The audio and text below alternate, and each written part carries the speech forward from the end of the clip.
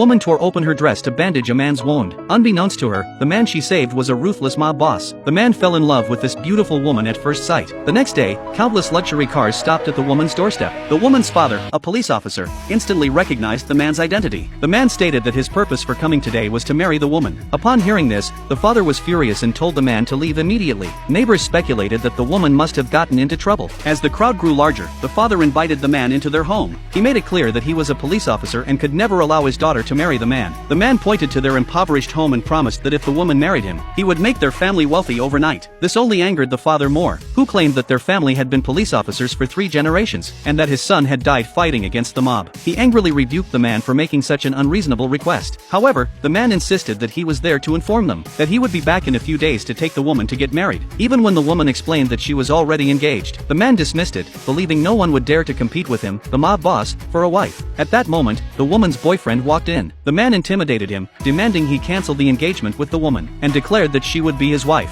After the man left, the father urged his daughter and boyfriend to marry quickly, to avoid any future troubles. The boyfriend assured that he would protect the woman. Unexpectedly, the next day, the man appeared at the hospital where the woman worked. The woman was haunted by her brother's death, so she believed she could never deal with someone from the mob. The man claimed her brother's death was just an accident, and since he took over the gang, they now only engaged in legal businesses. The largest real estate, oil, and telecommunications groups in the city were under his name, so hundreds of thousands of people depended on his businesses for survival. The woman scoffed at this, thinking the man was pretending to be a philanthropist. But the next second, the hospital director came over, smiling, to thank the man. It turned out the man had just donated 100 million in the woman's name to the hospital. The director happily gave the woman a month-long leave. The man then picked up the woman and walked away. She struggled desperately, but it was in vain. He then pulled her in front of a white curtain, saying he had a gift for her. The woman was horrified to see all her photos hung on the wall. Seeing how shameless the man was, she desperately tried to escape, but he gave her no opportunity, pointing out the window, saying that as long as she agreed to marry him, all the places lit up outside would belong to her. If she tried to escape,